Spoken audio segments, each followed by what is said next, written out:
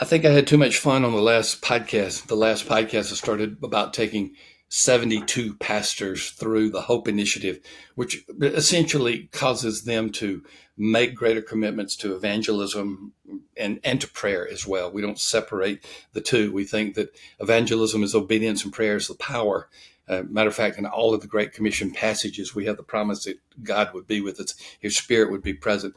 And so we believe that beyond a shadow of a doubt, there has to be the power and presence of God in evangelism. And so last week we talked about, not last week, last episode, I forget that I do three of these at one time. So I got to remind myself, this is not another podcast I do. This is Church Answers podcast where we offer three at one time. And in these bite-sized nuggets, we talked about last episode, what happened to their hearts when they renewed their evangelistic commitment.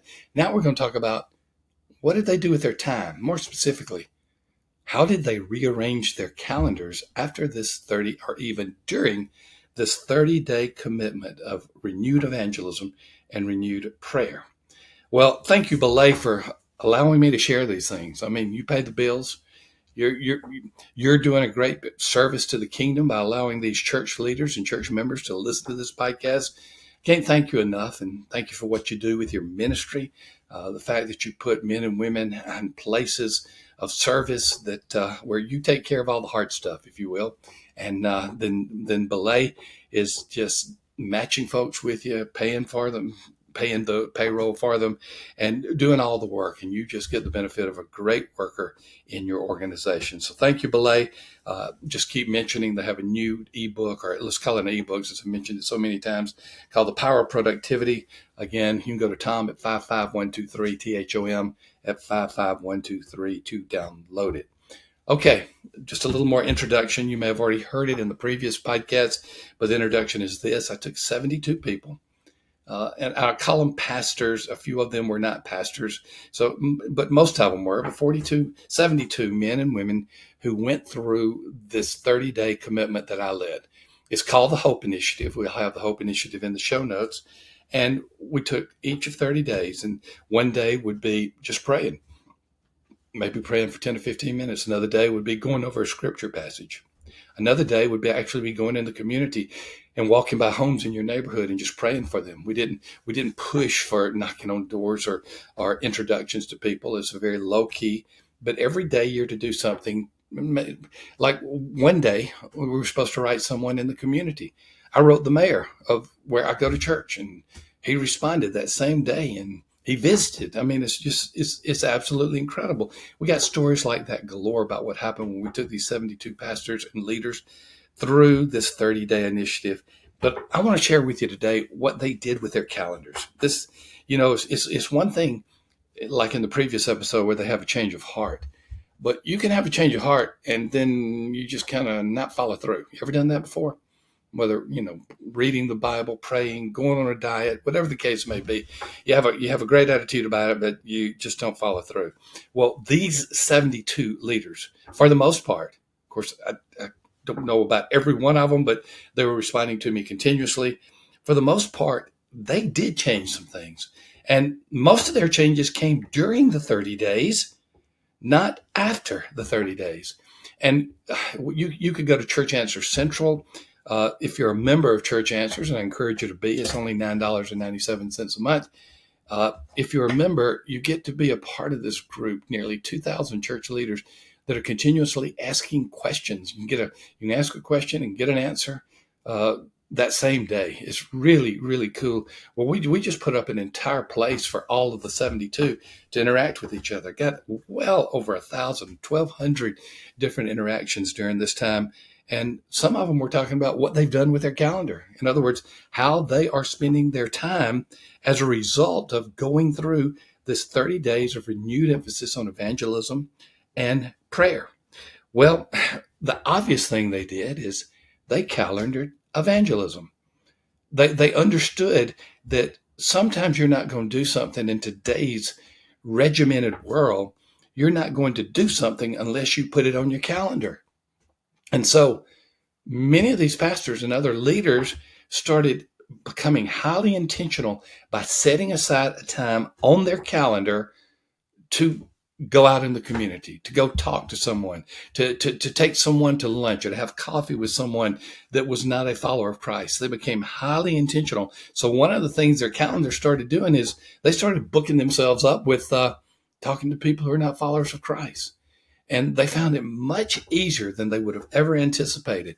Uh, Perhaps, again, go to a coffee house or invite someone to church and say, we want to take you to lunch afterwards.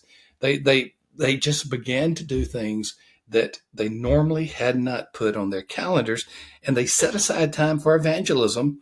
And that was something that many of them had never done. They had never calendared evangelism and outreach, and they did. So cool. What else did they do on the calendar?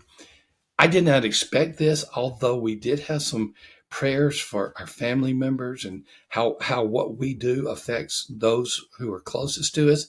They recommitted their calendar to their family, and they realized, okay, if I'm going to do evangelism, if I'm going to recommit myself to evangelism, what else is important in my life? And it came to them, I've got a calendar for my family.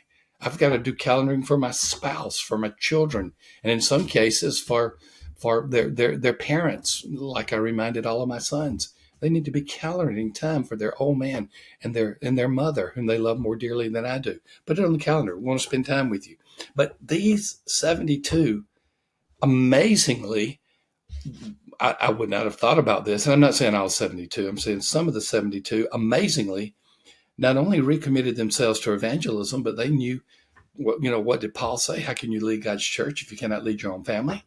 Well, they said we got to lead our families well, and they recommitted, or sometimes for the first time, really put their family events on their calendar. My wife was always good about that when the boys were at home. Practices for sports event, games for sports event. She would call my assistant and she'd say, put this on his calendar. She would send my assistant all of the schedule for all of my boys because she knew I lived and died by the calendar. And so she was determined that their father was going to be there when they needed him. And those were some of the best times that I have and the memory has. And my boys are doing the same as fathers themselves. And I try to show up for a lot of their things as grandfathers as well. And just to mention, I took my granddaughter to a softball game in Bradenton this past week, and she hit a home run. Now, not bragging, just fact, just telling you the fact. But and congratulations, Bren, you did a great job, girl.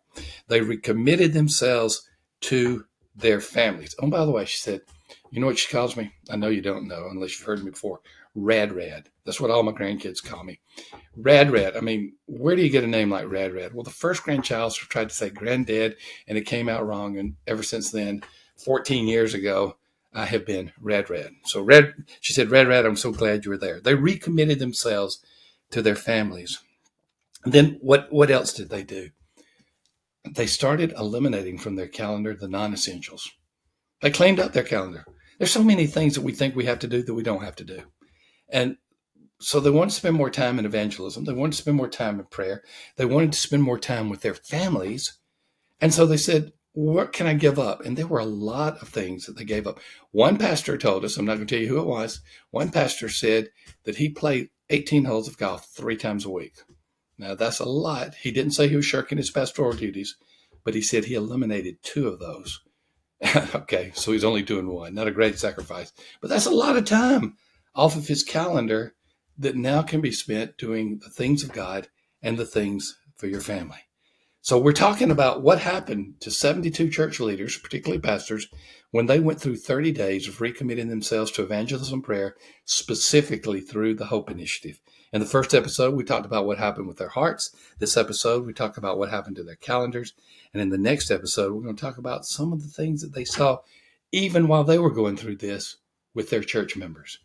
Well, that's all for now. We're going to let you come back to the third part of this 3-part series of what happened to 72 pastors. We always thank Belay, and just remember they have a download for you called The Power of Productivity. You can get it by texting 55123, Thom, I should say, 55123, THOM at 55123. That's what you should do, and you can get that free download. The next episode, we will be talking about what happened to the church members when these 72 pastors renewed their evangelistic and prayer commitment. You don't want to miss it. We'll see you then.